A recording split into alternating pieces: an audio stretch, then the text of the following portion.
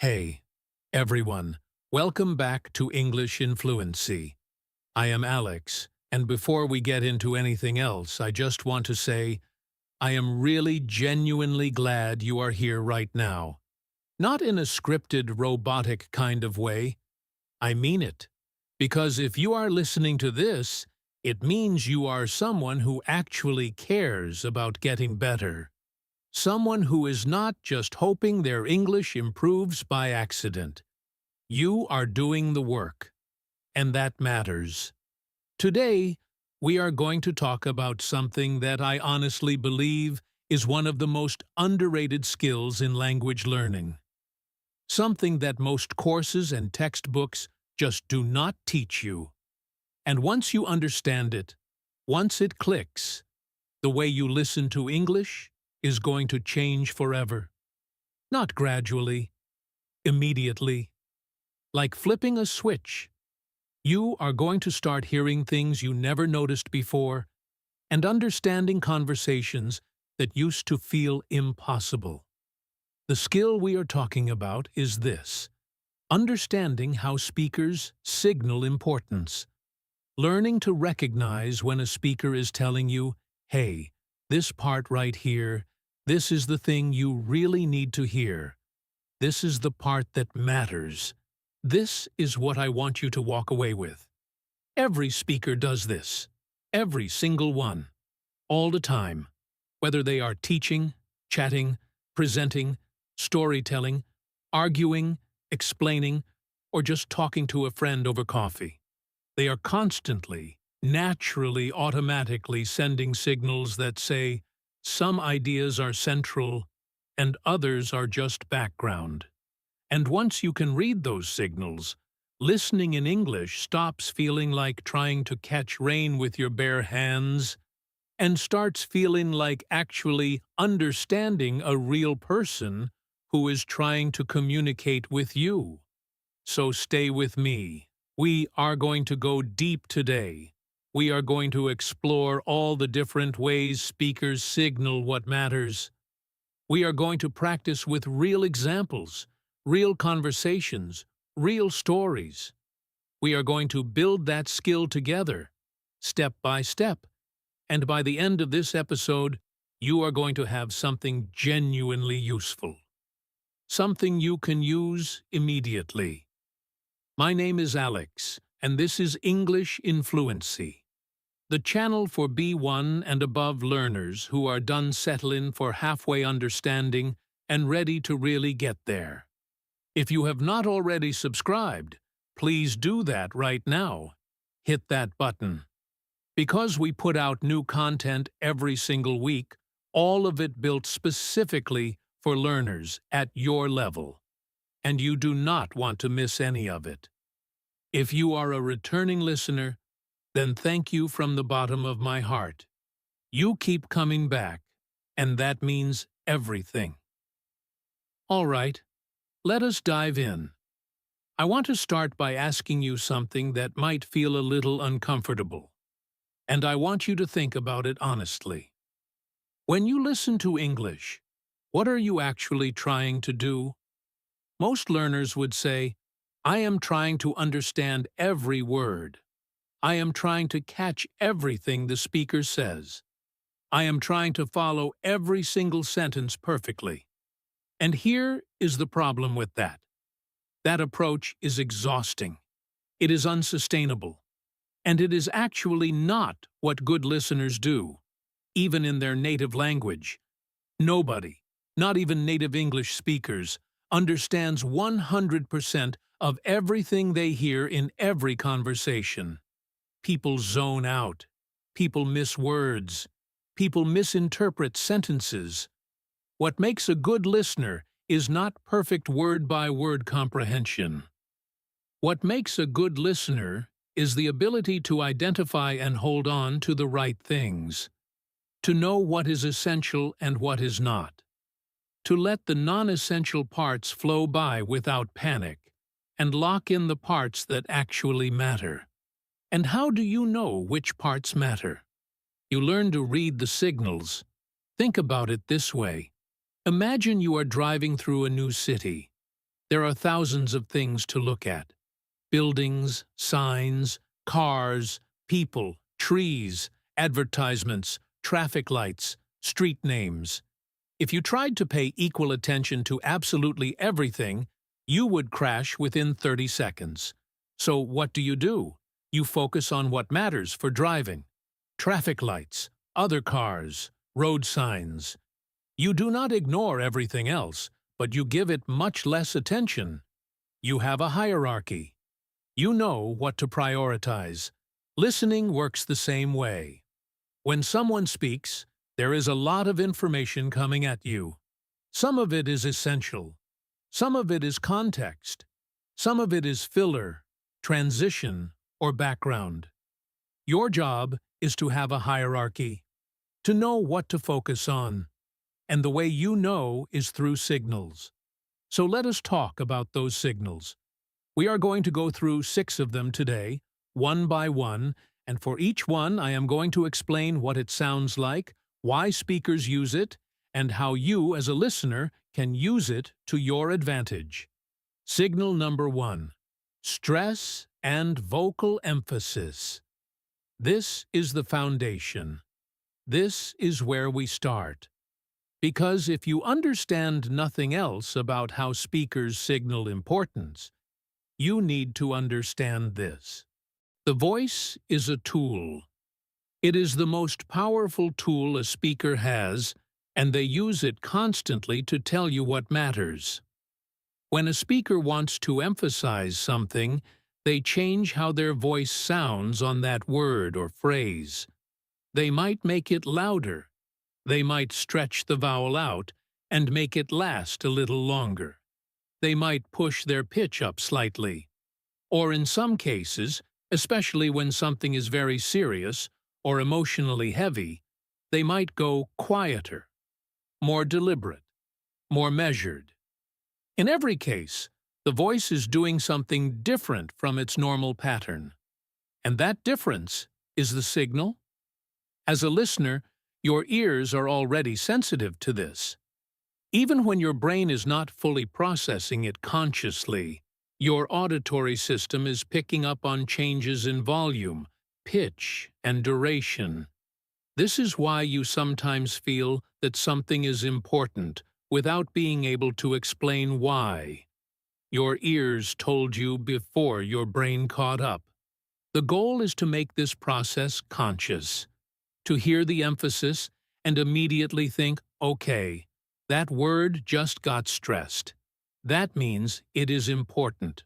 What does it mean? Why did the speaker stress it? Let me give you a really clear example. Take this sentence, "Nobody told me about the meeting." Now, depending on which word gets the stress, the meaning changes completely. If you stress the word nobody, you are saying that there was no person who told you. Not one single person. You are emphasizing the total absence of communication. If you stress the word told, you are suggesting maybe you heard about it, or found out some other way, but nobody directly informed you. If you stress the word me, you are suggesting other people knew. Other people were told, but not you specifically. If you stress the word meeting, you are saying you were told about something, but not about the meeting specifically. Same words, same grammar. 4 completely different meanings. The only difference is stress. And this is not a rare linguistic trick. This is how English, and in fact most languages, actually work in real speech. The stress pattern is carrying meaning that the words alone cannot carry. So when you listen, do not just hear the words. Hear which word gets the extra weight. Because that word is carrying the real message. Let me tell you about a man named Victor. Victor is an English learner from Poland. He has been studying English for years. He reads very well. He can write decently. But conversations with native speakers always leave him feeling lost. He complains to his language tutor one day and says, "I know all the words they are using. I know the grammar, but I still do not understand what they are saying. His tutor, a woman named Elena, sits with him for an afternoon and listens to him explain his problem. And then she says something simple that changes everything for Victor. She says, "Victor, you are listening to the words, but the meaning is in the music." By music, she means the melody of the voice, the stress, the rhythm, the emphasis. Once Victor started listening for those things, conversations that used to feel like a wall of incomprehensible noise started to open up. He was not catching more words. He was catching more meaning. That is what we are building here. The ability to hear the music, not just the lyrics. And here is something interesting about stress that I want you to think about. When we stress a word, we are not just making it louder. We are saying something about its relationship to other words and ideas. Stressed words carry contrast. They carry comparison. They carry the idea of this, specifically this, and not something else. So when you hear a stressed word, ask yourself, what is this being compared to? What is the speaker emphasizing as different from what you might have assumed? That question alone will help you extract a lot more meaning from what you hear. Practice exercise for stress. Take any simple sentence from your daily life. Something like, "She always comes on time." Try saying it with the stress on a different word each time. She always comes on time, meaning she is the person who does it, not someone else. She always comes on time, meaning every single time, without exception. She always comes on time, meaning she arrives, she does not just plan to. She always comes on time, meaning punctually, as opposed to late. Feel how much the meaning shifts. Each stressed word tells a completely different story. Now go back to listening with that awareness. Notice where the stress falls, and ask, what is that stress telling me? Signal number 2. Repetition. Here is a truth about communication. If something is important, a good speaker will say it more than once. They know that human attention is fragile and memory is imperfect.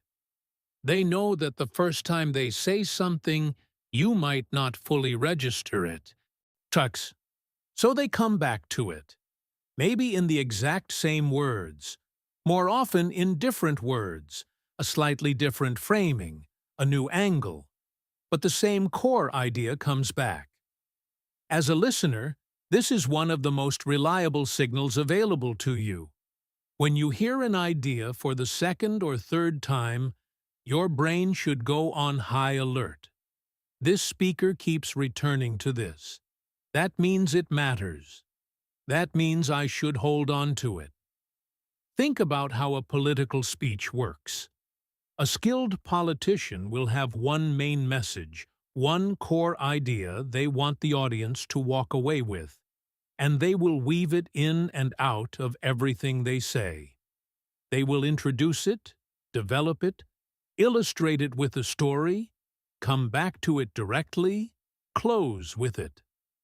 By the end, anyone who is paying even moderate attention will have that message embedded in their mind. And it got there through repetition.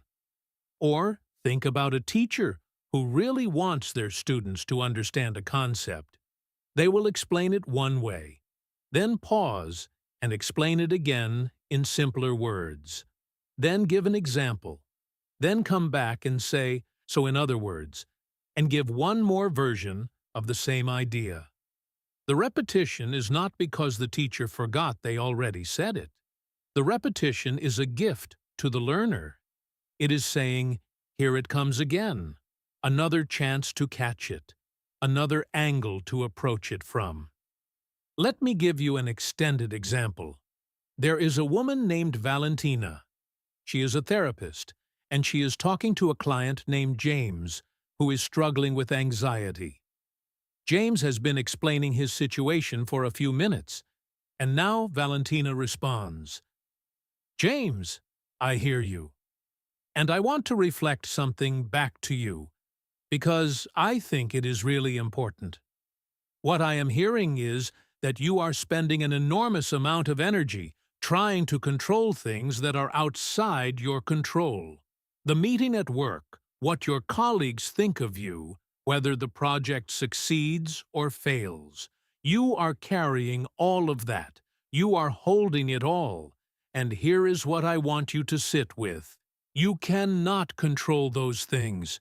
No amount of worrying, no amount of planning, no amount of mental rehearsal gives you control over them. The only thing that is genuinely within your control is your response, how you choose to show up, how you choose to act, what you choose to focus on. Everything else, all the things outside of that, you have to practice letting go.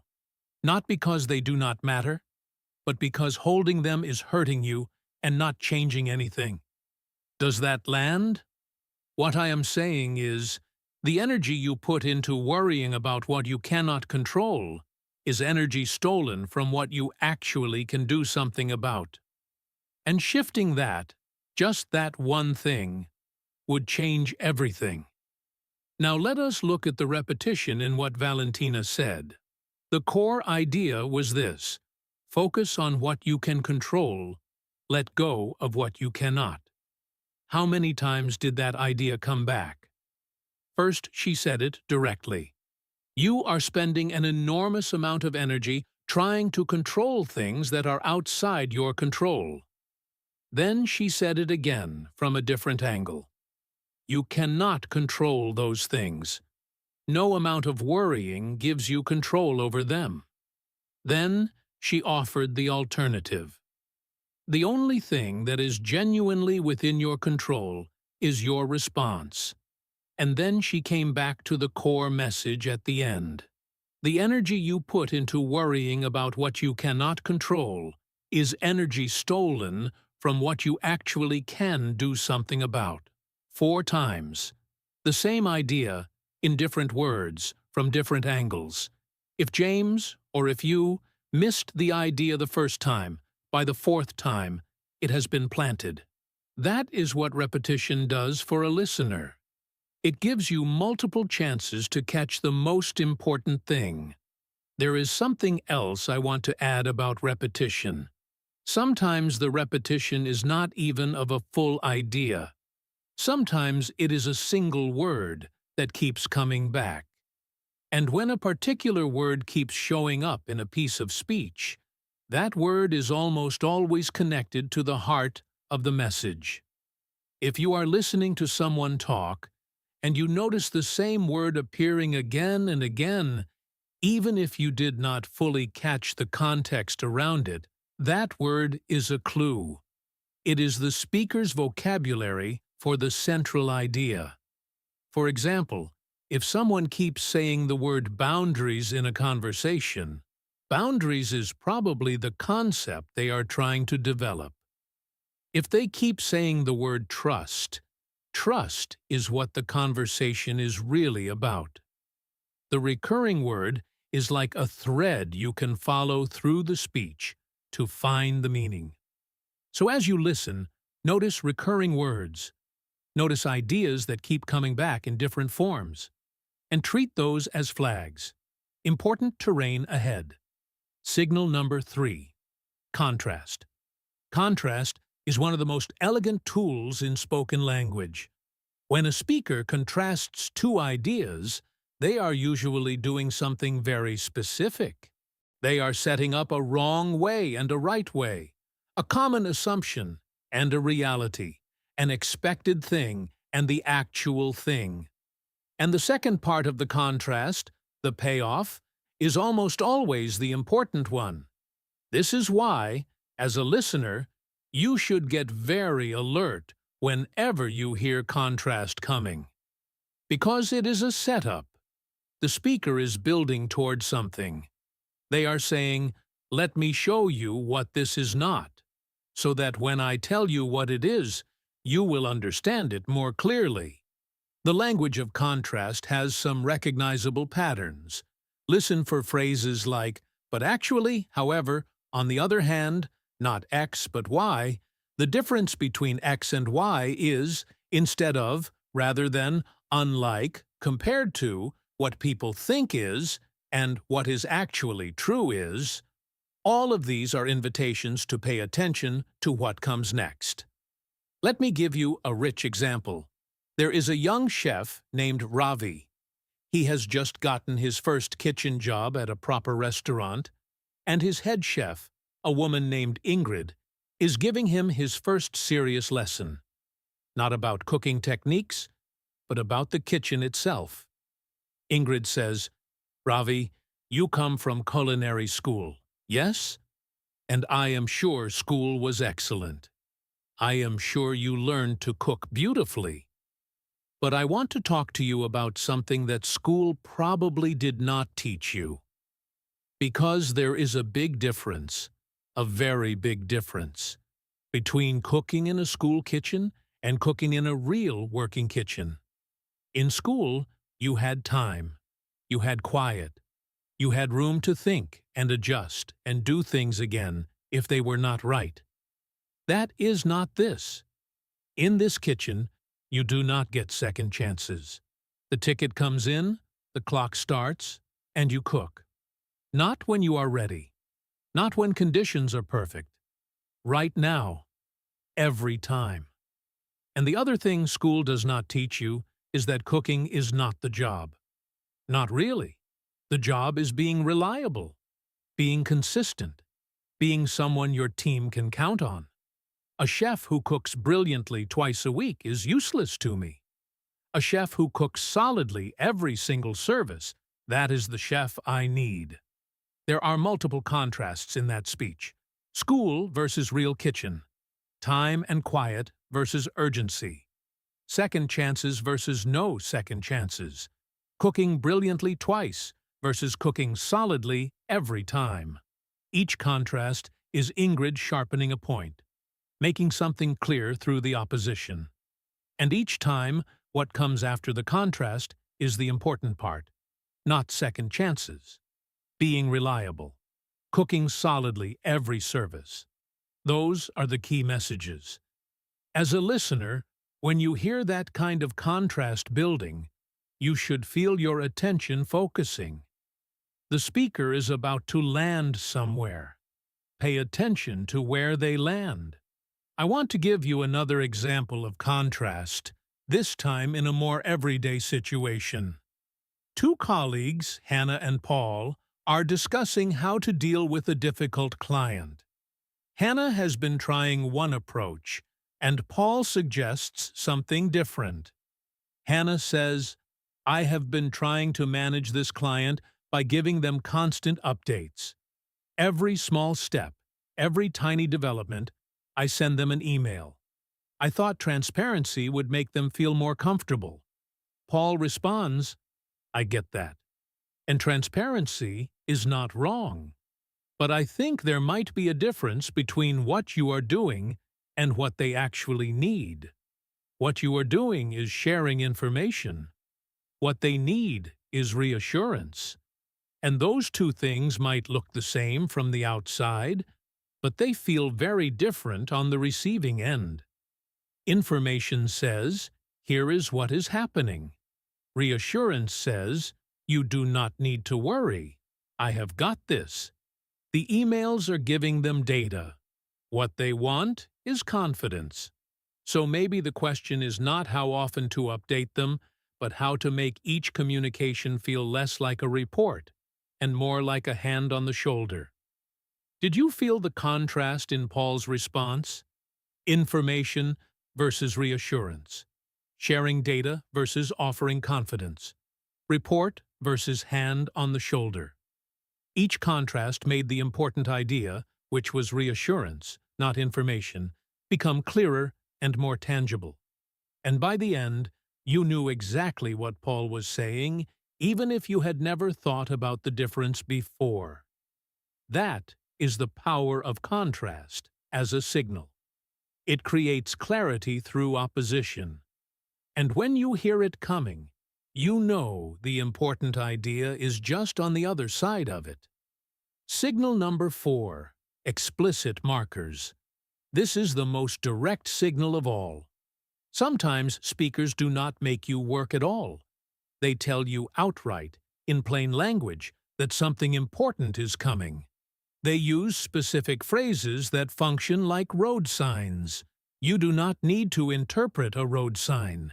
You just read it and follow it. Explicit markers work the same way. These are the phrases to listen for. The most important thing is, the key point is, what I really want you to understand is, above all. If you take one thing away from this, the crucial point, what matters most here? Never forget that. Keep in mind that. Pay close attention to this. The bottom line is, what this means for you is, let me be very clear about something. I want to say this directly. What you need to remember is, here is what I really believe. I want to be honest with you about something. This is the part that matters. Every one of these phrases is a signal. They are the speaker drawing a circle around what is about to come and saying, this is it. This is the thing. When you hear any of these phrases, your job is very simple. Stop whatever else you are doing in your head. Stop translating. Stop trying to remember what was just said. Clear everything. And give every bit of your attention to the next sentence. Because that sentence is the point. Everything that came before was context. What comes right after the explicit marker is the content. I want to walk you through a longer example to show you just how powerful this can be. Let me tell you about a university professor named Professor Hartman. He teaches history. He is known for being a demanding teacher, but an extraordinary one.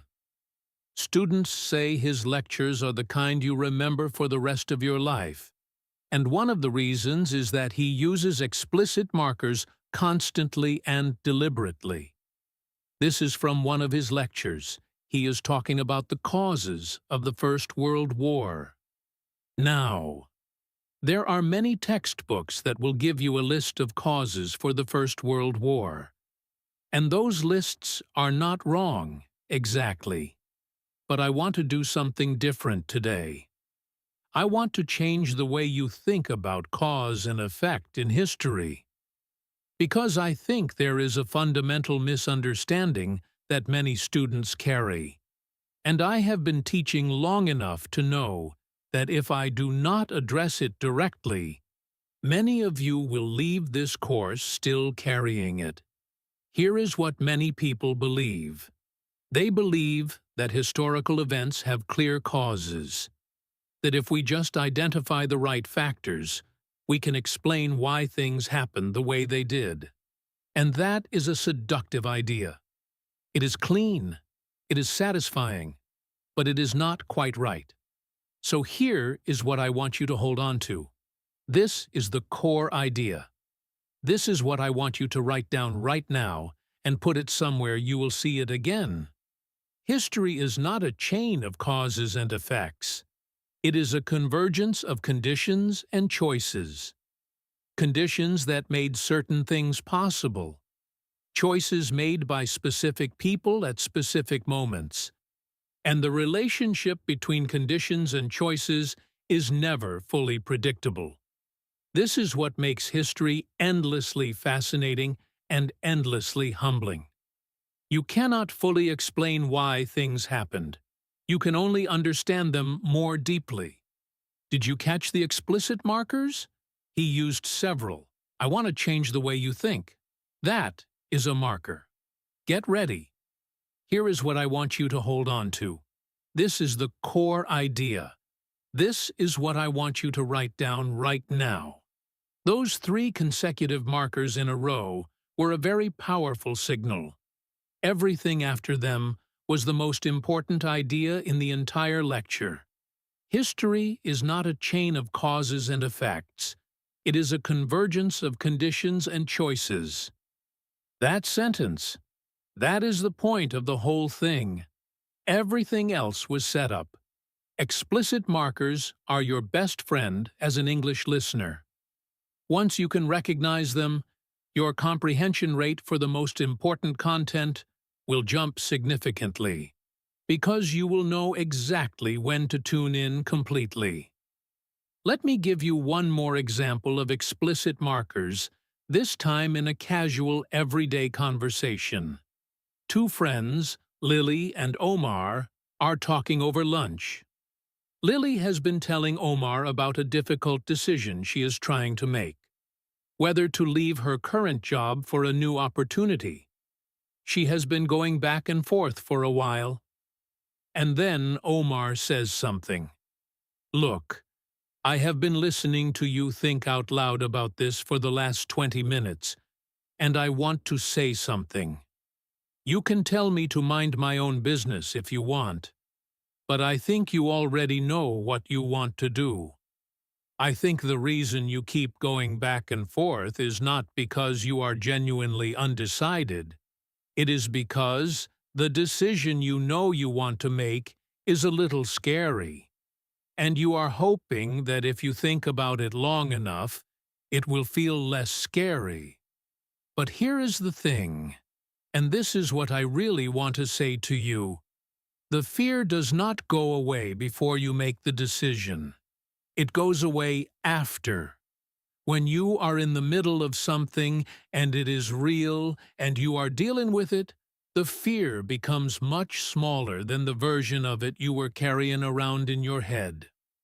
That is true for almost every decision I have ever seen you make. You always figure it out once you are in it. So the question is not, am I ready? The question is, do I want it? And only you can answer that. 3 explicit markers in that speech. I want to say something was the first warning. Here is the thing was the second. And this is what I really want to say to you was the third and strongest one. Right after that third marker came the most important insight of the whole conversation. The fear does not go away before you decide. It goes away after. That idea was the heart of what Omar was sharing, and the markers made sure Lily and we as listeners knew it. Signal number 5. Pace and pausing. The speed at which a speaker talks is not random. It is very meaningful. When a speaker is moving through background material, context, setup, transition, the pace tends to be faster, more fluid. The ideas are not so important that they need to linger over them. They are just moving you somewhere, like a car on a highway, covering distance between important places. But when a speaker arrives at something central, something they really need you to understand, the pace changes. It slows. The syllables get more space. The words land more clearly. And often, there is a pause either before or after the key idea, or both. The pause is like a frame around a painting. It says, "Look here. This deserves a moment." You can practice hearing this by listening to any kind of speech and asking yourself, is this speaker going fast or slow right now? And then, when the pace shifts, asking, what changed? What just became more important? There is a physiological reason this works. When we speak quickly, we are in a more automatic mode. The words are flowing from habit and structure. When we slow down, it usually means we are being more intentional.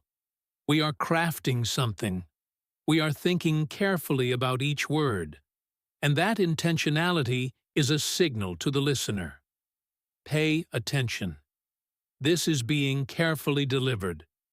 Think about the moments in your own life when someone spoke to you very slowly and deliberately. A doctor delivering serious news. A parent having a real conversation with you about something important. A friend telling you the truth about something difficult. The slowness of the speech was part of the message. It said, "This is serious. I am being careful. You should listen carefully too." The pause is especially powerful. A pause before an important idea creates anticipation. Your brain fills the silence with expectation. What is coming next? It prepares you to receive information. A pause after an important idea creates space for it to land. It says, "I have just given you something. Take a moment with it before we move on." Great speakers learn this early. They learn that silence is not empty. Silence is full. It is doing work. When you have something important to say, you do not rush past it. You let it breathe. Let me give you an extended example. A woman named Patricia is a lawyer, and she is in the middle of a closing argument in a courtroom. She has been speaking for several minutes, building the case, going through evidence, establishing facts. Her pace has been steady, professional, controlled. And then she stops. The room goes very quiet. She turns and faces the jury directly, and she speaks more slowly than she has spoken at any point before. She says, "Ladies and gentlemen, I want to ask you to remember something. Not the paperwork, not the timelines, not the technical language. I want you to remember one moment from this trial. One moment that I believe tells you everything you need to know about what happened on that night and why it matters. Do you remember when the witness described looking back as she walked away? She said she saw the light was still on in the window. She said she could see someone standing there. She said, and I am going to quote her exact words here, she looked like she was waiting for someone to come back. That image. A woman standing at a window, waiting. That is not the image of someone who wanted to be left. That is the image of someone who had no choice. And that, above everything else you have heard in this courtroom, is what I am asking you to carry into that deliberation room with you. Did you feel the pace shift in that closing? Everything building toward the slow, deliberate final section. The single image, the quiet intensity, the pause-like structure of short, clear, unhurried sentences. Patricia was using pace and pausing to ensure that one image, the woman at the window, became the thing the jury remembered. She engineered the memory through pace. As a listener, when you feel speech slowing down, match that energy. Slow down your processing. Stop trying to get ahead of the speaker. Stay with them, word by word, because what is coming is worth every bit of that attention. Signal number 6, emotional tone, the last signal, and in some ways the most human one. Emotional tone is about the feeling in a speaker's voice. When a speaker genuinely cares about something, when they feel strongly about it, their voice carries that emotion, and your brain, as a listener, is wired to respond to emotional signals. It has been since you were born. Long before you understood any language, you understood emotion in a voice. You knew whether the person speaking to you was happy, scared, serious, or loving. As an adult learner of English, you can use that same instinct. When a speaker's voice takes on more emotion, more energy, more weight, your brain should register that as a signal. This person cares. This matters to them. And when something matters to the speaker, it is almost always because it is important. This is especially true for tone shifts within a conversation. If someone has been speaking in a fairly neutral, even tone, and then suddenly their voice gets more alive, more urgent, more warm, or more serious, pay attention. Something shifted. The topic moved from ordinary to significant. Let me tell you about two friends. Their names are Marco and Sophia. They have been friends for 15 years, since university. They are sitting in a park on a Sunday afternoon, just talking. They have been chatting for a while about casual things, work, a movie they both saw, a mutual friend's new apartment. And then Marco says something that changes the texture of the conversation. His voice drops. Not dramatically, but you feel it. Sophia, can I ask you something? And I want you to be honest with me. Sophia puts down her coffee. She hears the shift. She turns to face him. Of course, she says. Do you think I have been avoiding things? Like real things, not just appointments and practical stuff, but like the actual questions, the what am I doing with my life kind of questions, because lately I have been feeling like I am very busy and very tired and somehow also not doing anything that matters. And I do not know what that means, but I think it might mean something. Now, everything in that short speech, the pace slowing, the voice going quieter, the shift from casual to genuine, the admission of confusion and uncertainty, all of it was an emotional tone signal. Sophia caught it immediately. The content of what Marco said was already meaningful, but even before she processed the words, she felt the shift. And that shift told her, this is not casual. This is real. Pay attention. That is the power of emotional tone as a signal. It works before words work. It reaches the listener before the meaning is processed. And when you learn to consciously tune into it, your listening comprehension deepens in a way that is hard to describe, but unmistakable to experience. I want to give you one more example of emotional tone, a very different kind, to show you how wide the range is. Because emotional tone does not just mean serious or sad, it can also mean excited, urgent, passionate, or even playfully intense. There is a basketball coach named Coach Torres. It is halftime. His team is down by 12 points. He walks into the locker room. For the first 30 seconds, he says nothing. He just stands there, looking at his players. And then, when he speaks, his voice is not loud. It is quiet, but it is electric. There is something in it that makes every player in that room sit up straight. He says, I am going to tell you something, and I want you to really hear it. I have been coaching for 22 years.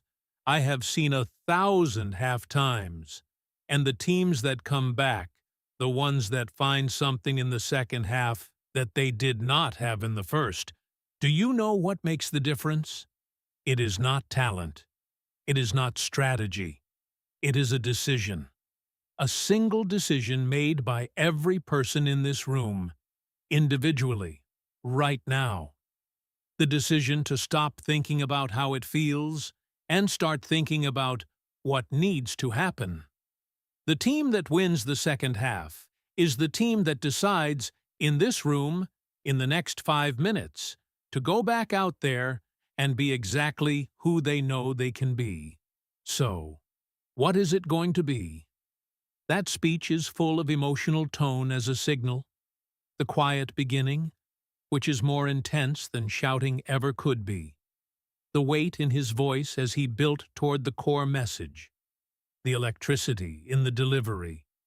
You would know, even without understanding every word, that something important was being said. Because the tone of voice itself was the signal. In your English listening practice, start paying attention to tone shifts. Ask yourself, did something just change in how this person is speaking? Did they just get more serious, more excited, more vulnerable, more intense? And when you notice a shift, tune in. Because the shift is the speaker saying, we are arriving somewhere that matters. Now I want to bring everything together with a long extended practice. This is a key part of today's episode. I am going to read you a longer piece of speech. It is a conversation between a mentor and a mentee. The mentor's name is Diana. She is a senior executive at a company. The mentee's name is Owen. He is a young professional who has been with the company for 2 years and has been feeling uncertain about his career direction.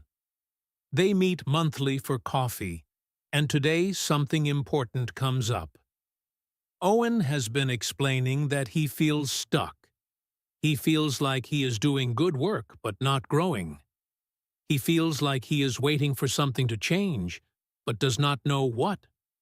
Diana listens carefully. Then she speaks. Owen, okay, I want to say some things, and I need you to sit with them. Not react to them immediately. Just sit with them. Is that okay? Owen nods. Good. First, the feeling you are describing, this feeling of doing good work but not growing, of waiting for something to change, I have felt that. Most of the people I respect most in my career have felt that, at some point. It is not a sign that something is wrong with you. It is actually a sign that you are in a particular kind of moment. A moment that requires a specific kind of response. And here is what that response is not. It is not waiting. It is not hoping. It is not performing well and expecting the right people to notice and reward you. I want to be really clear about this, Owen, because I have watched too many talented people wait when they should have been acting. Waiting is passive. Waiting gives all the power to someone else. And in my experience, the people who wait for their career to happen to them usually find that it does not happen the way they hoped. So what is the response? What does a person in your moment actually need to do? This is what I want you to hear. This is the thing. You need to get clear about what you want, and then you need to ask for it. Directly. Not hinted at. Not implied. Not dropped in casual conversation hoping someone catches it. Asked for. A specific conversation with your manager. A specific request. I want to move toward this kind of role. I want this kind of responsibility. I want to work on this kind of project. Can we talk about how to make that happen? I know that feels scary. I know it feels exposed, like you are putting yourself out there and risking rejection. But here is the truth. The risk of asking is much smaller than the cost of not asking. If you ask, and the answer is no, or not yet, you have lost nothing. You are exactly where you were. But you have information. You know where you stand. And you can make decisions from there. If you do not ask, you wait. And waiting has a cost. It costs you time. It costs you clarity. And quietly, slowly, it costs you confidence. Because there is something about waiting for life to give you what you want that eats away at you from the inside. You are talented, Owen. I have seen it. But talent without direction is just energy. And energy without direction just dissipates. So, get clear, then ask. That is the whole thing. That is what I want you to take away from this conversation. Now let us go through that together and identify all 6 signals. Diana used multiple explicit markers. I want to be really clear about this, Owen. That was a clear marker. What came right after, about waiting being passive and giving power away, that was a key point. Then later, this is what I want you to hear. This is the thing. That was a double marker. The most important piece of advice in the whole conversation came immediately after. Get clear about what you want, and ask for it directly. She used contrast throughout the speech. What the response is not, waiting, versus what the response is, asking directly. The risk of asking versus the cost of not asking. Talent without direction versus energy with direction. Each contrast sharpened the point. She used repetition. The idea of asking directly came back multiple times. She said it, then described what it looks like, then came back to it at the end. Get clear. Then ask. That is the whole thing. The idea was reinforced through repetition until it was impossible to miss. She used emotional tone. At the beginning, she was measured, careful. As she got into the heart of the message, especially the lines about waiting costing confidence and talent needing direction, her voice would carry more weight, more gravity. That emotional tone signals something real and important. She used pace. The most important lines were shorter, more deliberate. Waiting is passive. Waiting gives all the power to someone else. Get clear. Then ask. Short sentences at a deliberate pace are their own kind of emphasis. She used stress. Words like directly, specific, and clear would carry extra emphasis in natural speech. The stress on those words underlines the core message. What was the core message? Get clear about what you want and ask for it directly. Everything else was context, contrast, and support for that central idea. A listener using all the signals would walk away with that message locked in, even if they missed some of the surrounding detail. Before we move into the final sections of today's episode, I want to do something a little different. I want to give you a set of mini listening scenarios, short and focused, where you practice identifying just one signal at a time. Think of these as signal training exercises. Short, clear, targeted. Your job with each one is simple. Read it, and then ask yourself, which signal is strongest here, and how did you recognize it? Mini Scenario 1. A doctor speaking to a patient after some test results come back. The results look mostly normal. There is nothing alarming. Everything in the main indicators is within the expected range. But there is one thing I want you to pay attention to. Just one. Your blood pressure is slightly elevated. Not dangerously, not urgently, but consistently. And consistently elevated is something we take seriously. Not because you are in danger right now, but because we want to make sure you never are. So I want you to monitor that. Can we talk about some lifestyle adjustments that might help with that? What signal was strongest? The explicit marker. Just one. That phrase created focus before the important information landed. The doctor also used contrast, mostly normal versus one thing to pay attention to. And repetition. The word consistently appeared twice, to underscore the importance of the pattern rather than a single reading. Mini Scenario 2. A colleague leaving a voice message for another colleague before an important meeting. Hey, just a quick message before the 2 o'clock. I know we have a lot to cover and I do not want to take up too much of your time, but I just wanted to flag something. In the meeting, whatever else comes up, whatever direction the conversation goes, the one thing we absolutely cannot let slide is the timeline for the launch. Everything else is negotiable. The budget has flexibility. The team structure can be discussed.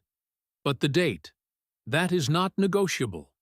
That is what our clients are planning around. So if things get complicated in there, just remember, the date holds. What signal was strongest? Contrast. Everything else, budget, team structure, was set up as flexible. Then the word but introduced the non-negotiable thing. The contrast made the important element unmissable. There was also repetition, the timeline, the date, that is not negotiable, the date holds. The idea came back in different forms. Mini Scenario 3. A grandmother telling a story to her grandchildren. Now I am going to tell you something that my mother told me when I was just about your age, and she told me her mother told her the same thing. So this is very old advice. Are you listening? Good. She told me that the people who end up happy are not the ones who get everything they want.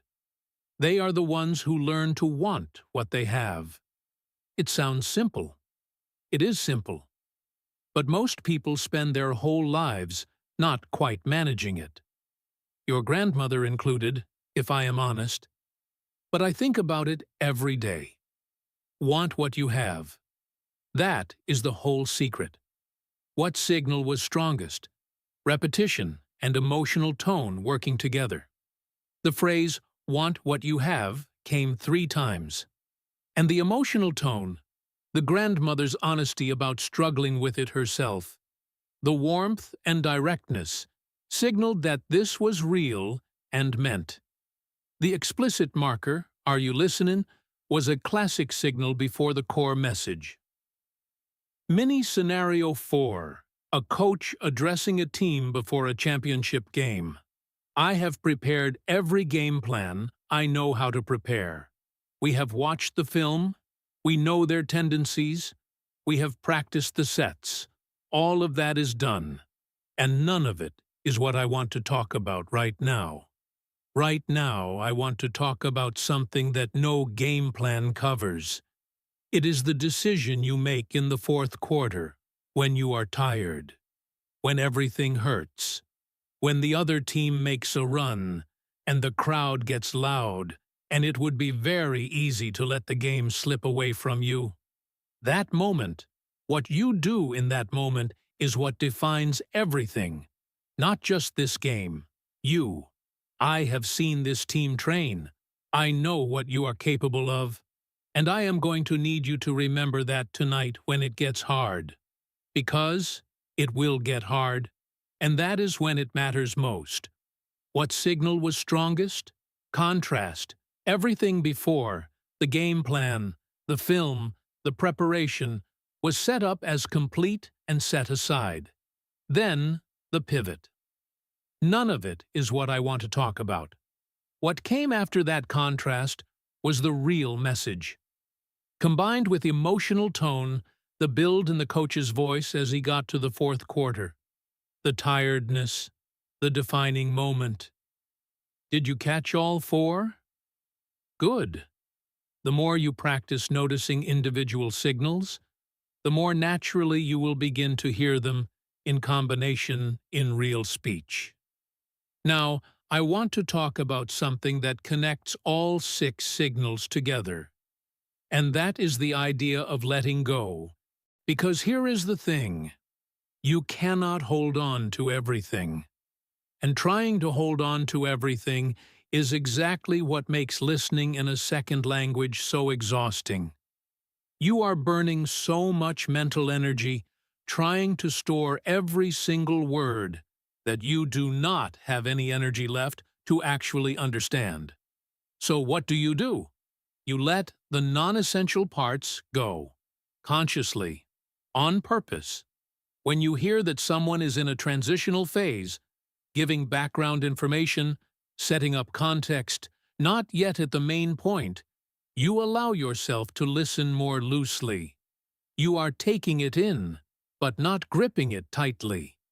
You are staying alert, staying present, but you are saving your mental energy for the moments that matter.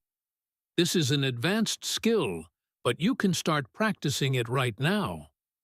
Practice asking yourself, as you listen, is this the main point? Or is this background? Is this the landmark? Or is this just the landscape? And the signals we have talked about today will help you make that judgment. Stress tells you, this word matters. Repetition tells you, this idea matters. Contrast tells you, pay attention to what comes after this. Explicit markers tell you, everything before was set up. Now comes the content. Pace tells you, the speaker is arriving somewhere important. Emotional tone tells you, this is real, this is genuine. This is from the heart. Together, these 6 signals give you a kind of listening intelligence. They give you the ability to move through speech not in a panic, not trying to grab every single thing, but intelligently, purposefully, understanding what to focus on and what to let flow past. I want to share something about learning this skill that I think is important. Progress is not always linear. Some days you will listen to something and feel like you are catching everything. Other days you will feel like you understood nothing. Both of those days are part of the same process. The days that feel hard are not setbacks. They are part of the learning. Your brain is doing more on those days than it does on the easy days. It is wrestling with something harder, reaching for something higher. So please, do not use a difficult listening session as evidence that you are not improving. Use it as evidence that you are challenging yourself, which is exactly what you should be doing. I also want to say something about patience. Learning to listen in a second language takes time. More time than most people expect. And there is sometimes a frustrating plateau in the middle of the journey, where it feels like you have been working hard and things are not changing. You understand roughly as much as you did 6 months ago. You feel stuck. If you are in that plateau right now, I want to say 2 things to you. First, the plateau is real, but it is not permanent. It is a phase that happens when one set of skills has been built and the next set has not yet emerged. It feels like nothing is happening, but actually a lot is happening, just below the surface. Keep going. Second, using the signals we talked about today can actually help you break through a plateau. Because the plateau often comes from listening in the same old way, trying to catch everything, getting frustrated when you cannot. Switching to signal-based listening can change the whole experience. It can make things feel more manageable and more rewarding, which helps you keep practicing, which helps you improve. I genuinely believe that. I have seen it happen with learners I have worked with, and learners who have written to me about their experience with this channel. Something shifts when you stop fighting the language and start working with it. When you stop seeing the signals as part of a confusing noise and start seeing them as help. I want to share something practical that I think will genuinely help you. A simple habit you can build right now, starting today, that will train your signal awareness faster than almost anything else. It is called shadowing with signal marking. Here is how it works. First, you find a piece of English audio, something around 2 to 5 minutes long. A short podcast excerpt, a clip from a talk or interview, a conversation from a show you like. Anything works. Second, you listen to it once all the way through. Just listen. Do not try to catch everything. Just let it wash over you. Third, you listen again. But this time, every time you hear something that feels important, something that your ear picks up as carrying more weight, you tap your finger or snap your fingers or do something physical to mark the moment. You do not need to write anything down. You do not need to stop the audio. Just mark the moments that feel important. Fourth, after you have listened the second time, you think back over what you marked. What were those moments?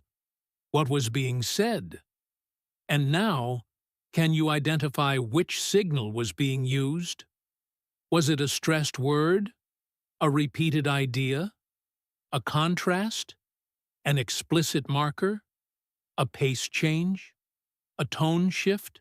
You do not have to get everyone right. You do not have to label them perfectly. The goal is just to start building the habit of noticing, of tuning into the architecture of the speech, rather than just the surface of it. Do this 3 times a week for 1 month. Just 3 times a week, 5 minutes each time. And I promise you, at the end of that month, you will be a meaningfully different listener than you are today. Not because of magic, because of practice and attention and the compounding power of small, consistent effort. There is something else I want to say about this practice that might surprise you. When you start listening for signals, you become better at producing them too. Your own English speaking starts to improve. Because you start to hear how native speakers create clarity, and you start to use the same tools. You start using stress more deliberately. You start repeating key ideas. You start using contrast to sharpen your points. You start saying things like, "The key thing is," or "What I really want to say is," before your most important ideas. Listening and speaking are not separate skills. They feed each other. Every hour you spend listening intelligently is an hour that improves both your comprehension and your expression. That is a remarkable return on your time. So the habit we are talking about is not just a listening exercise. It is a whole language development exercise. It is one of the most efficient things you can do for your English.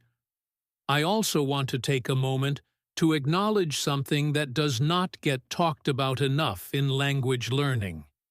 And that is the emotional side of it, the vulnerability of being a learner.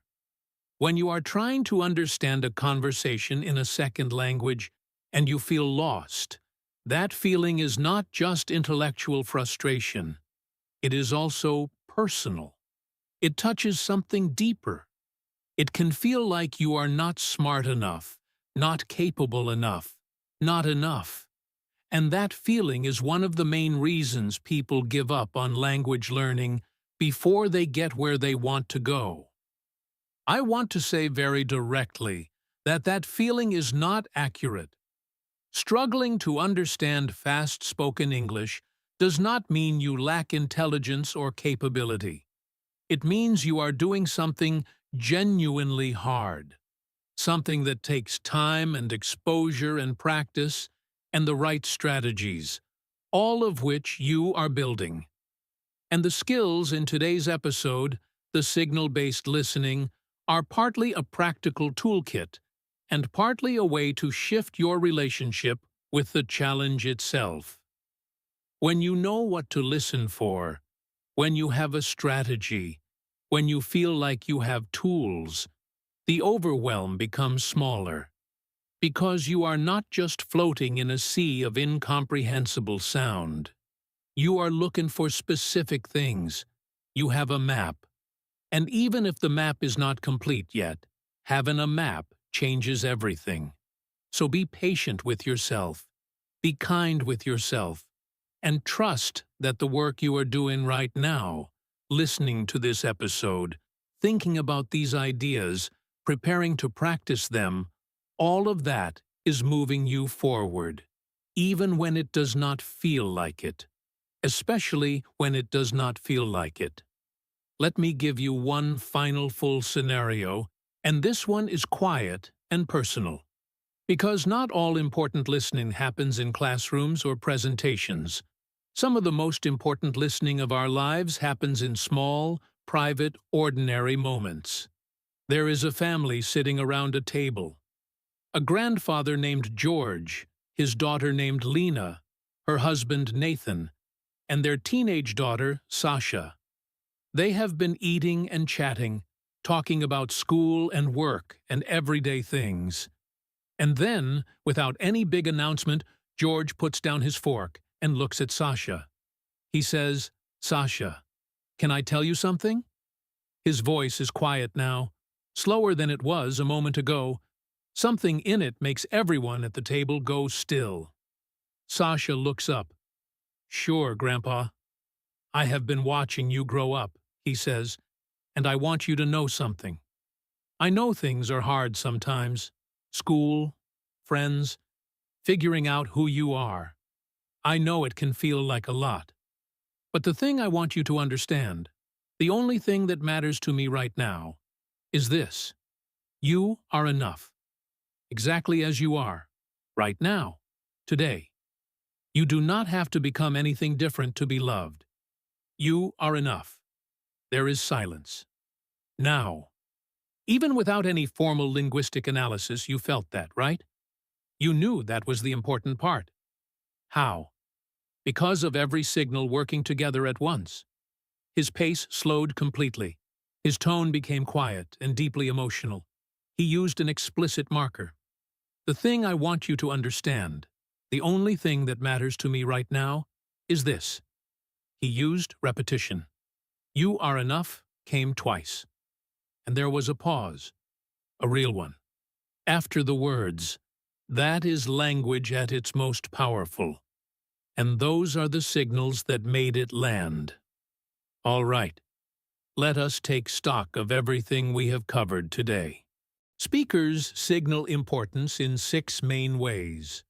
Through stress and vocal emphasis, they draw your attention to specific words and make it clear which ones carry the most meaning.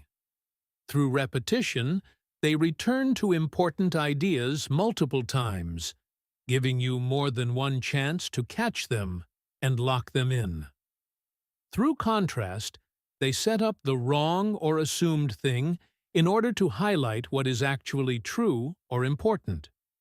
Through explicit markers, they literally tell you in words that something important is coming, and they invite you to pay full attention.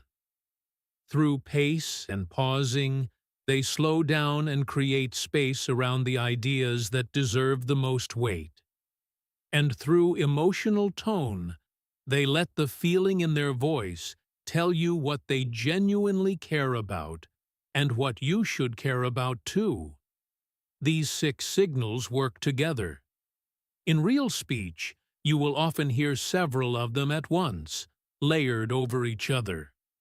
A speaker might slow down and use an explicit marker and shift their emotional tone all at the same time. And when that happens, every part of your brain is being told, this is the moment. This is the important part. This is what you take with you. All of this takes practice. You are not going to hear one episode and instantly rewire your listening habits. That is not how learning works. What you will do is start to notice. You will start to catch a stressed word here, an explicit marker there, a pace change in a conversation that makes you lean in, an emotional shift in someone's voice that makes you pay closer attention. And with every time you notice, it gets a little more automatic. The skill gets deeper. Until one day, not too far from now, you are listening to a native speaker at normal speed, and you realize, I am following this. I know what they are saying. Not every word, but the shape of it. The important parts, the core message. And that feeling is extraordinary. That feeling is what we are working toward. Here is your homework for this week. Find any piece of English audio, a podcast, a talk, a conversation, a YouTube video, anything, and listen to it once, just for signals. Do not worry about understanding everything. Just hunt for the signals. Every time you hear a word being stressed, note it. Every time something gets repeated, note it. Every time the pace changes, note it. Every time you hear an explicit marker, note it. And see how much clearer your overall understanding becomes. You are going to be amazed at how different it feels to listen when you know what you are listening for. One last thought. Language is not just information transfer. It is connection. When someone speaks to you, they are not just delivering data. They are trying to reach you, to make you understand something, to share something that matters to them. And the signals they use, the stress, the repetition, the contrast, the markers, the pace, the emotion, all of those are expressions of that desire to connect. They are the speaker saying, I really want you to get this. I really want you to understand. When you learn to read those signals, you are not just becoming a better English listener. You are becoming a better receiver of what people are trying to give you. You are honoring the effort people put into communication by actually catching it.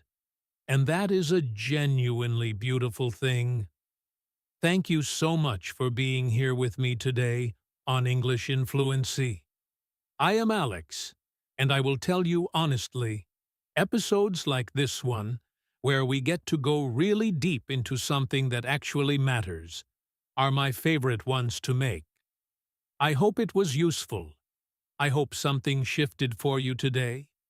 Please subscribe if you have not already. Share this episode with a friend who is learning English. Leave a comment and tell me which of the 6 signals you found most useful or most surprising. I read every comment, and I would genuinely love to hear from you. And most importantly, go practice. Go listen to something today with fresh ears. Notice the signals. Let the music guide you to the meaning. This is English in Fluency. I am Alex, and I will see you in the next episode. Keep going. Keep listening. Keep growing. Fluency is not a destination. It is a direction. And every day you choose to practice, you are walking in the right one.